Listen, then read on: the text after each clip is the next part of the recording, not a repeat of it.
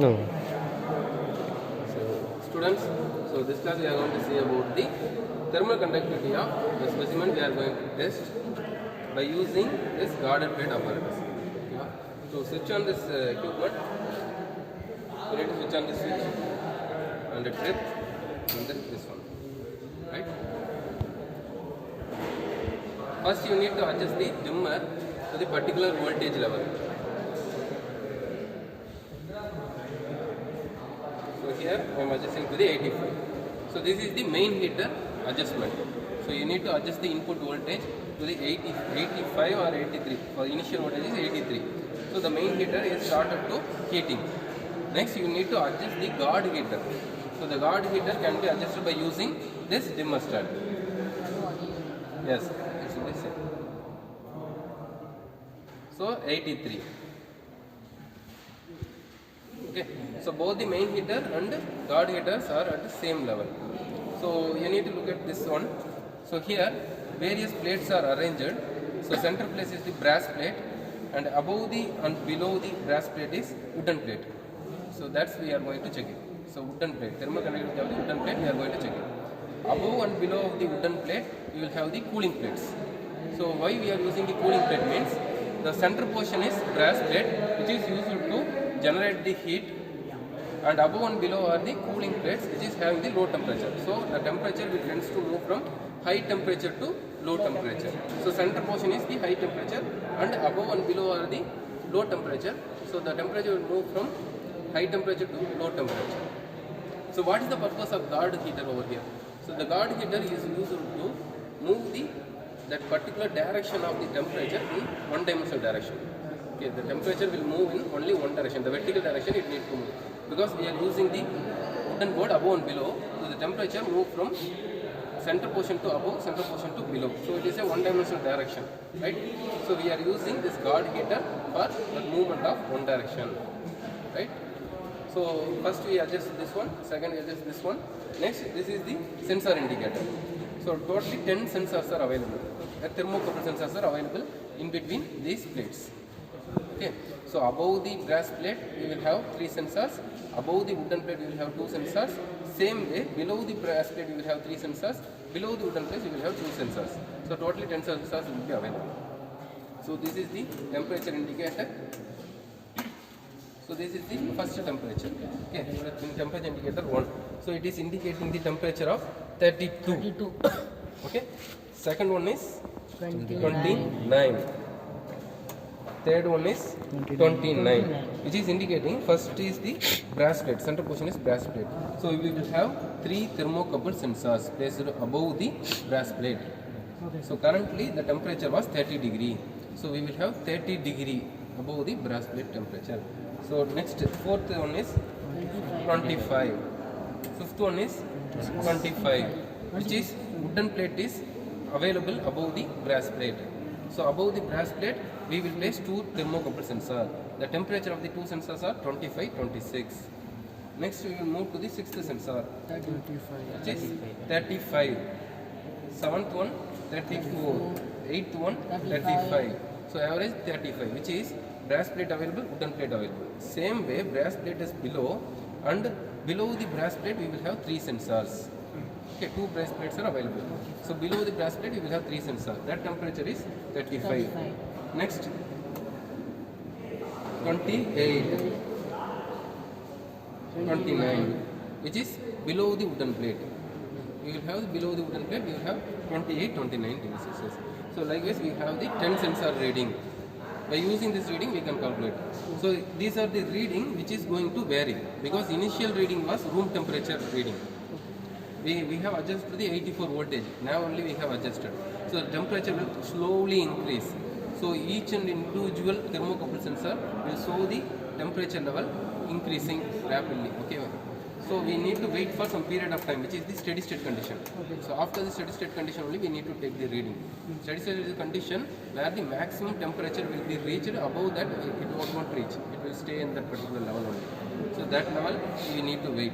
So after that particular level reached, we will take the readings and we will do the calculation. Okay. So what is the purpose of taking this experiment? What is the purpose? Why we are doing this experiment? Any idea? Okay. So that is the guard heater purpose. Guard heater purpose is to maintain the direction of heat in only one direction. So that is the purpose of guard heater. Main heater is to heat the overall equipment by using the brass plate. Okay. So this whole setup is guarded by this shield. Okay. Inside that only we are having the particular pieces. The main thing is we are going to calculate the thermal conductivity of the specimen. Okay. Suppose I have found one material. I need to know the characteristics of material. So I have found the one material. Consider this is the material that I have found, and I have converted into rectangular or circular shape. So I am going to transfer heat at this point. I need to find out how much heat it can transfer from this side to this side. So input temperature is 200 degrees Celsius, means what is the output temperature? How much heat it can withstand? That I need to know. Based on the particular thing I have calculated, I can choose the application. Based on industry, right? So boiler we can use it, for a piping system we can use it, for air cooling system we can use it. Based on that particular character only we can use it. So for that we need to know this particular character. The particular character is here is thermal conductivity. Okay. So thermal conductivity we have found it means we can use the application. Right? So this is the purpose. So we are going to calculate thermal conductivity of the wooden plate. Okay. So we will do the calculation after the steady state. Right? So okay. So we have waited for some time of almost half an hour it was. So almost steady state must be attained. So now check the temperature reading. Okay, wow. So first temperature 1 is 132, 130, 130. So average is 130. So now we see the tabulation. So here, what are the requirements? V1, I1. So V1 is your main heater voltage and I1 is your respective current. And V2 is your guard heater voltage and guard heater current is I2. So by using this V1, I1 we can calculate Q1. V2 into I2 is your Q2. T1 to T10 are the temperature required. Here T1 to T3 are the temperature at the top of the heating plate, top of the brass plate. And T4 to T5 is your temperature at the top of the wooden plate.